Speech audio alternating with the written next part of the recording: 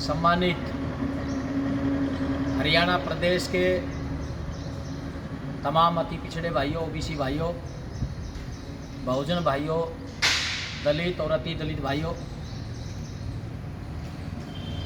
मैं Tejveer San, OBC Rohtak Haryana, छोटा भाई कालू सोनी, हमारे ओबीसी के बहुत क्रांतिकारी नेता बेरी जज्जर, आज सबसे पहले इस क्रांतिकारी चबूतरा 24 मुहिम पे इस समय हम खड़े हैं और ज्योतिबा फुले द्वारा जो ज्योति क्रांति का जो आगाज किया, उसी ज्योति क्रांति को लगातार हम पिछले 2011 से इस क्रांतिकारी 24 चबूतरे की भूमि से अपनी हिस्सेदारी सामाजिक न्याय के लिए लगातार हमारा संघर्ष जारी है। लेकिन आज हम आपके बीच में इसलिए आए हैं कि कल ही इस देश के दबे को कुचलों का सबसे पिछले पायदान पर खड़े इस देश के पिछड़ों और अति पिछड़ों के जो भाग्य का जो रास्ता खुलने जा रहा है, उसके लिए जातीय जनगणना का जो आगाज था वो बहुत लंबे समय से था और ये 1931 से ये संघर्ष आज़ादी से पहले ही इस देश के सिस्टम में, इस देश की व्यवस्था में, इस देश के संसाधनों में, इस देश के प्राइवेट सेक्टरों में, इस देश के न्यायपालिका कार्यपालिका में भागीदारी लेने के लिए जातियों की जनगणना और उनके पास इस देश का कितना हिस्सा किन क्षेत्रों में है, ये 1931 से ही ये चीज़ चली और आज़ादी के बाद से लेकर आज तक अगर किसी की जातीय जनगणना नहीं की गई जानबूझ करके, तो इस देश के ओबीसी की नहीं की गई। लेकिन आप लोगों ने, हमारे पुरखों ने, और ख़ास करके हम आपके माध्यम से, इस वीडियो के माध्यम से देश के सबसे पहले अगर हम किसी के ऋणी हैं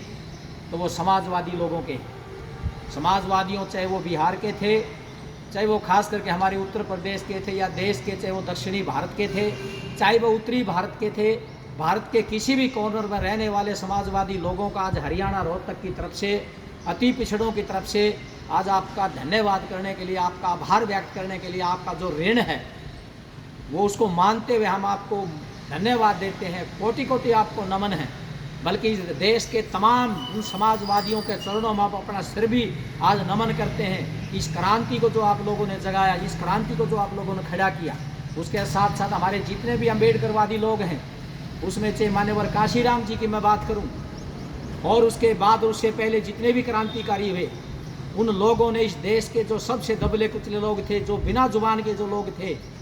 जो जिनको डस लिया गया था, जिनको लूट लिया गया था, इस देश की व्यवस्था में जिनको गुलामों की तरफ पीछे फेंक दिया गया था, उन लोगों को अगर जुबान देने के काम किया तो मान्यवर काशीराम साहब ने किया। बहुत बैटरी लेकर के आए, हमारे पुरखों के फोटो लेकर के हमारे बीच में आए, तो उन्होंने इन लोगों को जगाने का, अम्बेडकरवादी लोगों का और समाजवादी लोगों का, इन हमारे आने वाली पीढ़ियों के ऊपर भी इतना ऋण रहेगा कि जिनको हम कभी 7 जन्म लेकर भी उतार नहीं सकते।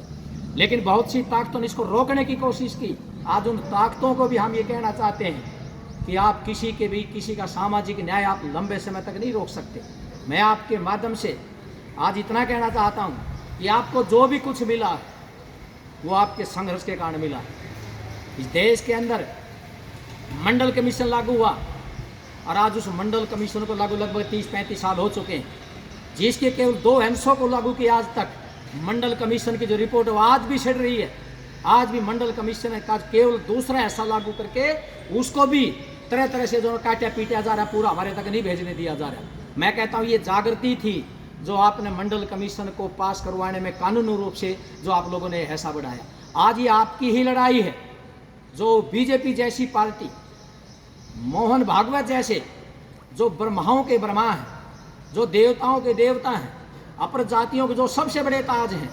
वो भी नहीं चाहते थे अगर इस देश के अंदर, इस देश के गरीब और पिछड़ों वर्ग के लोगों की जातीय जनगणना और देश के सिस्टम में, चाहे वो एग्रीकल्चर लैंड है, चाहे इस देश में प्राइवेट सेक्टर है, चाहे वो न्यायपालिका है, चाहे वो कार्यपालिका है, देश के किसी भी क्षेत्र में इन लोगों को आगे बढ़ने का मौका नहीं मिला। मैं धन्यवाद करता हूँ उन तमाम लोगों का, इस देश के उन संगठनों का, उन पार्टियों का, जिन्होंने इस देश के अंदर ओबीसी की जातीय जनगणना को लागू करवाने अपना सब कुछ कुर्बान कर दिया। बहुत से हमारे ऐसे क्रांतिकारी हुए जिनकी हड्डियों तक पीस दिया गया जातीय जनगणना किया और अपने अधिकारी की मांग करने वाले आज वो हमारे बीच में नहीं है। लेकिन इस ओबीसी के चौतरे पे खड़े होकर के हम इस प्रकृति से, इस भगवान से, इस आकृति से ये प्रार्थना करते कि हमारी जो हम उनके आज जो आभार व्यक्त कर रहे हैं वो उन तक पहुंच जाए। ये हमारी उसके सबसे बड़ी जो आज की श्रद्धा रहेगी। मैं आपके माध्यम से हमारी टीम एक ही बात कहना चाहती है कि बिना लड़े आपको कुछ नहीं मिला, लड़े तो आपको मिला। अगर आपको पॉलिटिकल कोटा चाहिए, अगर देश के अंदर आपको जीरो नहीं रोकी, अगर आपको रिपोर्ट लागू चाहिए तो आपको लड़ना पड़ेगा।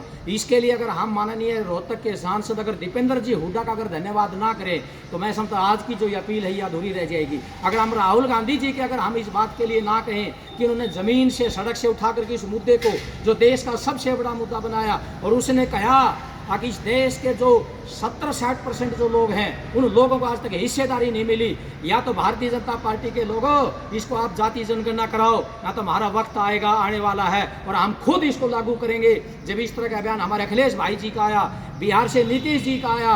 हमारे जो लालू जी के जो बेटे हैं, अपने बड़े बेटे जो हैं उनका ये बयान आया, कि हमारे राहुल गांधी जी का बयान आया, दुनिया भर के हमारे लोगों ने बयान दिया कि भारतीय जनता पार्टी इसका दिया तो आप लागू करो, नरेंद्र मोदी जी, मोहन भागवत जी, नहीं तो हम लागू करेंगे। इस तरह से इस देश के और प्रदेश के लोगों ने, हमारे हरियाणा में बहुत संगठन थे, इसी ओबीसी के चौतरे पर हमारी बार बार जो महापंचायतें होती रही और आगे भविष्य में भी होंगी। तो 1 नवंबर को फिर हम चाहते हैं कि इसी ओबीसी के चबूतरे से जातीय जनगणना जो हमें की उसका धन्यवाद भी करेंगे। तो प्लस में पॉलिटिकल कोटा विधानसभा और लोकसभाओं में 2026 में परिसीमन आयोग आ रहा है, जो 20-25 साल के लिए आगे राजनीति में कोई परिवर्तन होने वाला नहीं। हम चाहते हैं कि 26 से पहले जो भी आयोग आए उससे पहले आपका जातीय जनगणना और जातियों को मिला क्या इस देश के अंदर सिस्टम में, वो पूरा का पूरा एक जो सामाजिक जो एक्सरा है, एक एक जाति का एक एक वर्ग का पता लगेगा कि देश के सिस्टम पे संख्या 5% है, कब्जा 80% है, संख्या 3% है, कब्जा 90% है। ये जो सामाजिक जो पीड़ा है, जो असमानता है, 100 रोटियों को 10 आदमी मिलके खाते हैं। 1 मिनट। इसलिए हम अपील करना चाहते हैं कि इस लड़ाई को मिलके लड़े और इसके लिए धार दे। धन्यवाद। जय भीम, जय भारत, जय कर्पूरी, जय भारत, जय संविधान, जय भारत। इसको